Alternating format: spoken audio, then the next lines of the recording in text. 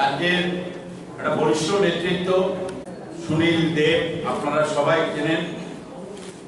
সুনীল দেব আজকে দেখেছেন যে উত্তর পূর্ব ভারতের রাজ্য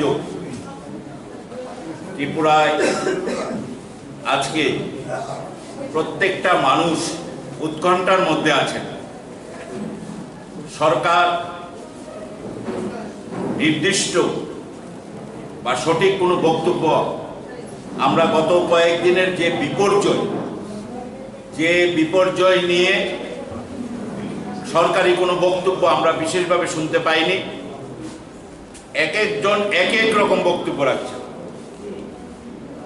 কেন্দ্রীয় মন্ত্রী বলছেন সবকিছু নরমাল আছে, আরেকজন বলছেন রাস্তায় 18টা ট্যাঙ্কার আছে, আবার কখনো বলছেন, আরেকজন বলছেন প্রাকৃতিক বিপর্যয় আমাদের হাতে নেই।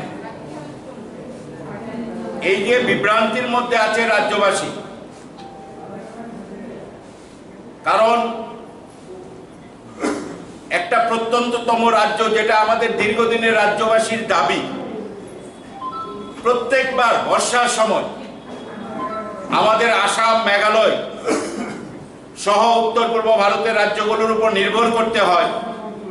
সড়ক যোগাযোগই বলুন, রেল যোগাযোগই বলুন, সেই রাজ্যগুলোর উপর দিয়ে আমাদের নিত্য প্রয়োজনীয় পণ্য সামগ্রী আসা যাওয়া করে।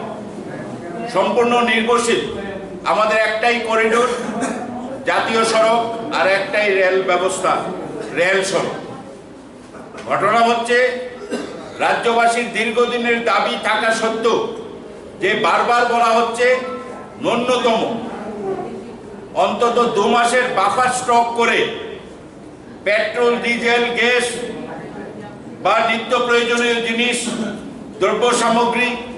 কিন্তু এমন একটা রাজ্য যেখানে এক নাগারে 25 বছরের কমিউনিস্ট পার্টির শাসন, তারপরে 4.5 বছরের বিজেপি শাসনে এখনো পর্যন্ত ন্যূনতম পেট্রোল ডিজেলের একটা বাফার স্টক গড়ে তোলার চেষ্টা হয়নি। এখনো এই রাজ্যে এই বিভ্রান্তিকর বক্তব্য আমরা বুঝতে পারছি না। সারা রাত্রি জেগে মানুষ পেট্রোল পাম্পে লাইন দিচ্ছে, সেখানে মারামারি হচ্ছে, পুলিশ দিয়ে ব্যবস্থা নেওয়া হচ্ছে। আসলে কি কোনো বক্তব্য সরকার গ্রহণ করেনি। আমরা চাই সরকার এই গুরুত্ব সহকারে মানুষ যে দুরবস্থায় আছে সেই ব্যাপারে, এবং যেটা আমাদের প্রধানমন্ত্রী দাঁড়িয়ে বলেছিলেন, ডাবল ইঞ্জিন সরকার হলে কোনো সমস্যা থাকবে না। এখন তো কেন্দ্র বিজেপি সরকার, রাজ্য বিজেপি সরকার, তাহলে উত্তর পূর্ব ভারতের যেখান দিয়ে পণ্য আসে সেই সব রাজ্য বিজেপি সরকার। সমস্যাটা কোথায়? কেন আজকে এই দুরবস্থার মধ্যে, অব্যবস্থার মধ্যে আমাদের পড়তে হচ্ছে, সেটা কিন্তু রাজ্য সরকার, কেন্দ্রীয় সরকারকে জবাব দিতে হবে। সরকার চলছে কি আপনারা দেখেছেন, গতকালকেও দেখেছি আমরা, আমাদের রাজ্যে অনেক প্রাক্তন মুখ্যমন্ত্রী আছেন। প্রাক্তন হয়ে যাওয়ার পরে উনি তো সাধারণ বিধায়ক। অন্যান্য প্রাক্তন মুখ্যমন্ত্রীদের ক্ষেত্রে কোনো এসকর্ট থাকে না, কোনো ধরনের সিকিউরিটি থাকে না। আর আমাদের এখানে প্রাক্তন হওয়া সত্ত্বেও অন্তত মরাল গ্রাউন্ডে একটা প্রাক্তন মুখ্যমন্ত্রী বা একজন সাধারণ বিধায়কের যে ধরনের নিরাপত্তা, কিন্তু আমরা সেখানে উল্টো ব্যবস্থা দেখছি।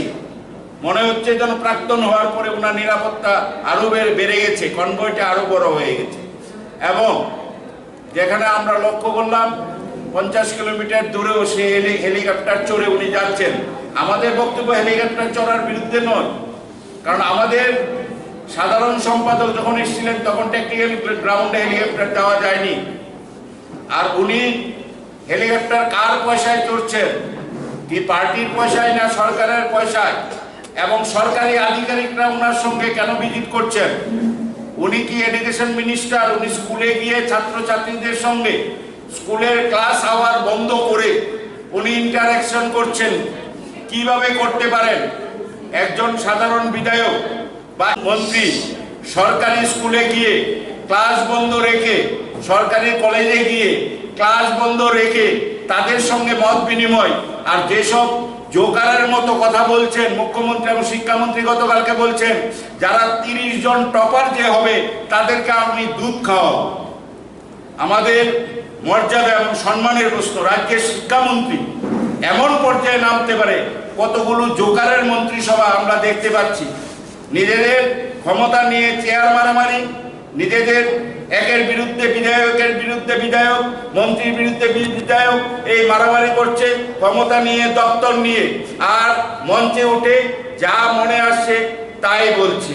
এই ধরনের একটা অস্বাস্থ্যকর পরিবেশ সৃষ্টি করেছে ত্রিপুরার রাজনীতিতে।